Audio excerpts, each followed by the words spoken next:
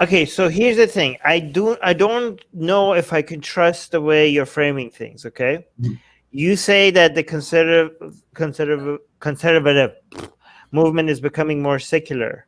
Mhm. Is that do you have? It's hard for me to actually believe that they're becoming more secular. The conservative. Why can't I speak to it today? Movement cannot become is becoming more secular. That's not the impression I'm getting. I'm getting the opposite impression. Okay, but I'm willing to be skeptical because that's just the impression I'm getting. The way the impression I get based on the content that I consume, the conservatives I follow online and Right. listen to, they be Jesus-y. They be very, very Jesus-y, okay? And they seem to be getting Right. even more Jesus-y, okay? Well, But yeah. given that this is not a scientific method of data collection, it's just my impression, I'm willing to be convinced otherwise. Do you have any data to back up the fact that your claim that they're Yes. becoming more So I'll send. I feel like I'll send this to you. I'll send this stuff to you so you could post it on AR's social media if you want to bring up the fact that I mentioned this stuff later on. I don't have it on me right now, but we have data to show that in 2016, 30% of people who describe themselves as atheists and non-religious voted for Trump. You can look at. I can state this with some of the speakers that were at the event. I know. You guys are not the biggest fan of Dave Rubin, but what Dave Rubin did say actually on stage at SAS is that what was it? Believers and non-believers alike should work together. Non-believers should be welcome here. In fact, actually, we ended up filming him, and we did an interview with him on the amount of atheists that were at SAS and how different the conservative movement has become now. This is someone that's fully involved in the conservative movement that has a show associated with Blaze TV. We've had just from the amount of email signups and the amount of members that we got alone, it was way more than what we got at CPAC. It was way more than what we got even.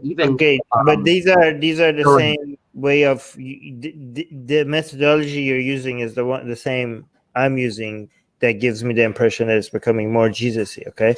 Yeah, and I'll send you some of the polls and some of the data. We actually have them in our files that we have for these types of questions. But I can say that we do have data, and overall, just the overall experiences and interactions that we have had, positive interactions, has increased.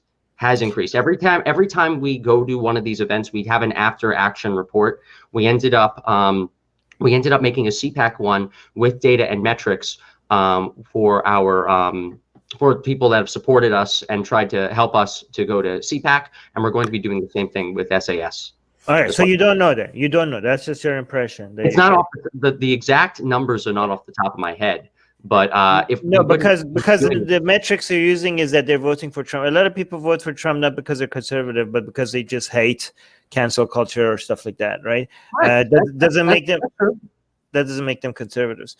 True, but there are plenty of people that have also come up to our booth, and plenty of people also that are in these metrics, and I've seen these metrics that conservatives. That people who call themselves conservatives are becoming more atheist, more agnostic, more non-religious. It's of course not as large as the left. Of course it's not. It's a stereotype that in order for you to be an atheist, you have to be on the political left. You have to call yourself a leftist or a liberal or somewhere on the left of the political spectrum of what most Americans understand.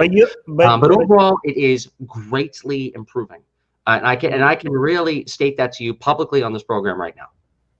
Well, okay. I mean, I'm skeptical, but I hope you're right. Hey, I appreciate skepticism. We should talk about this more. Yeah. Okay.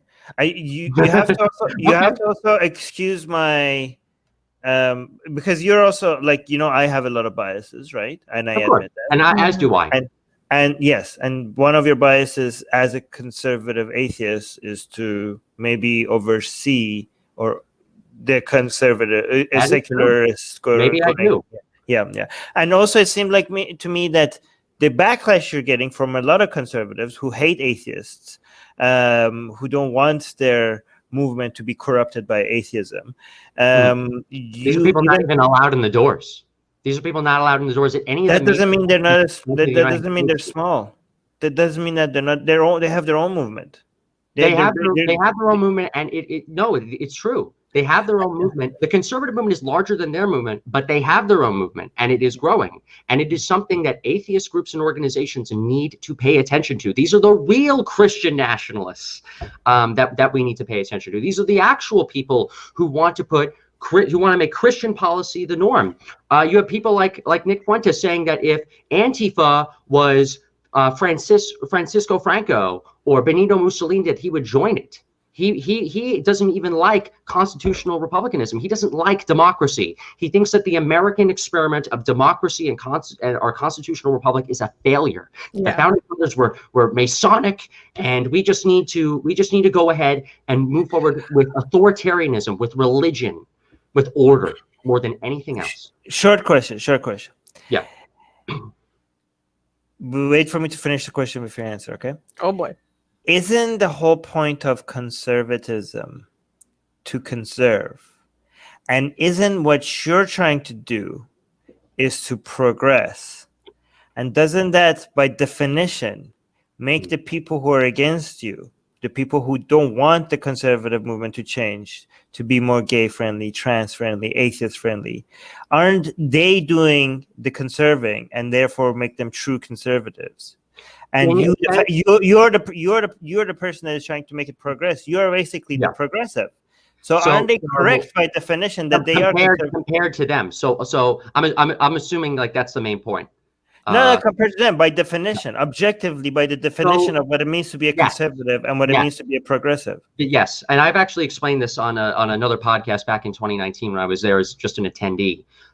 They hold some views in what you can call classical conservatism, or the old conservatism of a few centuries prior. Actually, these are people who believe in divine right, absolutism, the church, and religious stability more than anything else. This was what conservatism is actually invented to be. But in the United States and in the West, especially throughout recent modern history, this is, by the way, where the real meaning of classical liberalism could come in. I know you don't like the term classical liberalism as something that is an identifier, but here's where classical liberalism really does come in.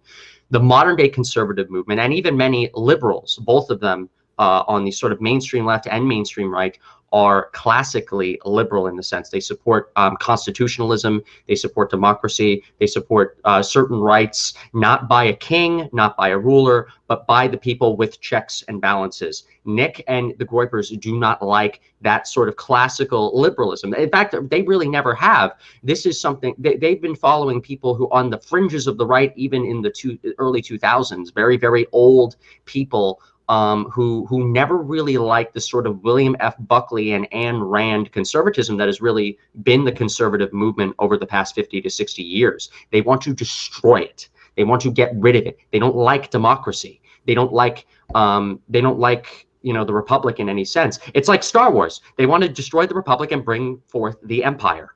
That's actually what they want to do. They want. All right, but you switch to this different answer. No, I'll agree with you. I'm agreeing with you. They are the original definition of what conservatism is. Yes, they are. And the modern day conservative movement is the actual definition of liberal. In fact, that's one of Nick's attacks on us. And you know what? I'll actually give him a ball here because I have nothing to hide. The conservative movement is basically, especially among the youth and among a lot of these people that talk about free speech and all this kind of stuff, they are liberals. From a sort of political science point of view, they are liberals.